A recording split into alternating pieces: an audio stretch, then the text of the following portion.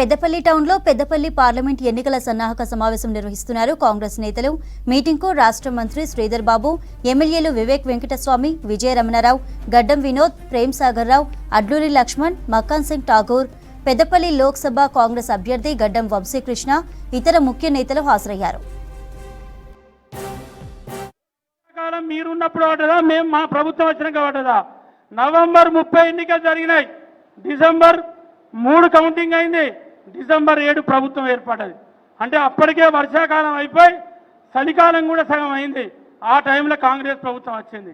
నేను అడుగుతా ఉన్న కొప్పులీశ్వర్, నువ్వు మంత్రిగా పనిచేసినావు, ఈ ప్రాంతంలో చీఫ్ విప్గా పనిచేసినావు, మేడారం ఇదే రామగుండం నుంచి 4-5 సార్లు ఎమ్మెల్యే గెలిచిన బై ఎలక్షన్లతోని నీ ముఖానికి నీకు సోయి ఉంటే ఎన్నడన్నా నీ మాజీ ముఖ్యమంత్రిని మా ప్రాంతానికి నీళ్ళు ఎందుకు ఇస్తలేరు, ఇక్కడ నుంచి నీళ్లు సిద్దిపేటకు మెదక్ జిల్లాకు ఎందుకు తరలించకపోతానని చెప్పి ఈ ప్రాంత నాయకులు మీ ముఖం పెట్టుకొని ఎన్నడన్నా మీ మాజీ ముఖ్యమంత్రిని అడిగినరా అని చెప్పి నేను అడుగుతా ఉన్నా.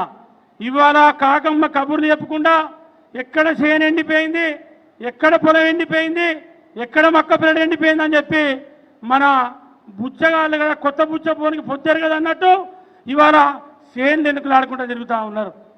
ఇవాళ మేము చెప్తా ఉన్నాం, మీ ఈ జిల్లాలో ఉన్నటువంటి బీఆర్ఎస్ నాయకులకు కానీ బీజేపీ నాయకులకు కానీ సవాలు విసురుతా ఉన్నాం.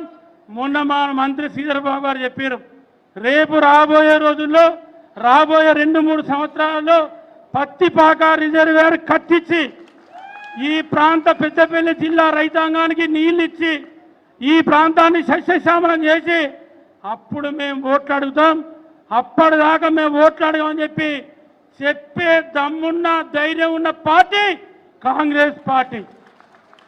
ఇవాళ మీకు ఓట్లు అడిగే నైతిక హక్కు లేదు, రైతుల పేరు చెప్పి ఓట్లు అడిగే హక్కు లేదు. లాస్ట్ 10 పర్సెంట్లు 2018 నుండి 2023 ఎన్నికల వరకు 9 పర్సెంట్లు ఈ ప్రాంత రైతాంగాన్ని నట్టేటి ముంచిన చరిత్ర మీది.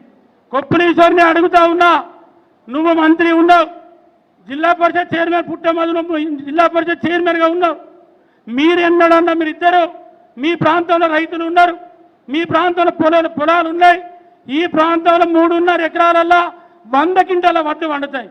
100 క్వింటాల వడ్లు వండితే 9 పర్సెంట్లు ప్రతి రైతుకు ఆవరేజ్లో 12 క్వింటాలు కట్ చేశారు. 12 క్వింటాలు అంటే 12 రోజులు 24,000. నార్మల్ బి గ్రేడ్ కింద పెట్టి, ఏ గ్రేడ్ వడ్లను బి గ్రేడ్ కింద పెట్టి అట్లా 2,000 ముంచారు.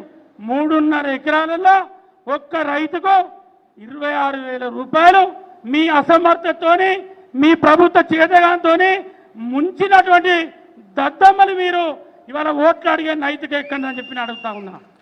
రేపు ఖచ్చితంగా మంత్రి శ్రీధర్ బాబు గారి నాయకత్వంలో నేనున్నా, మా తమ్ముడు రాజ్ ఠాకూర్ ఉన్నాడు, మా లచ్చన్న ఉన్నాడు ఎమ్మెల్యే, 100% మీకు మాట ఇస్తా ఉన్నాం.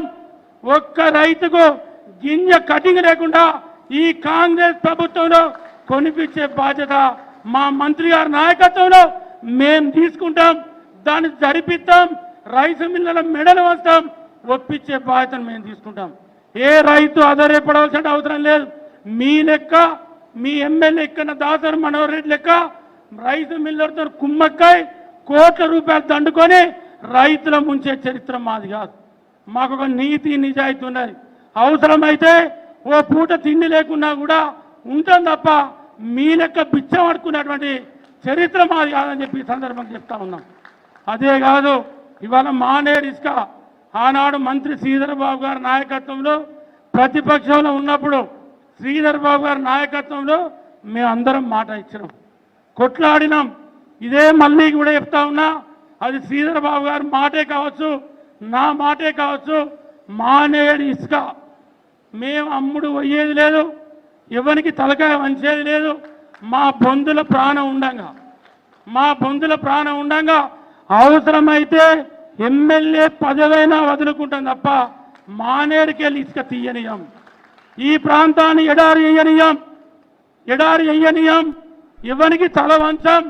ఇవాళ మానేరు పరివాహక ప్రాంతం అంతా రైతులకు ఇలా 3-4 ఏళ్ళు ఈ దొంగలు ఇసుక మానే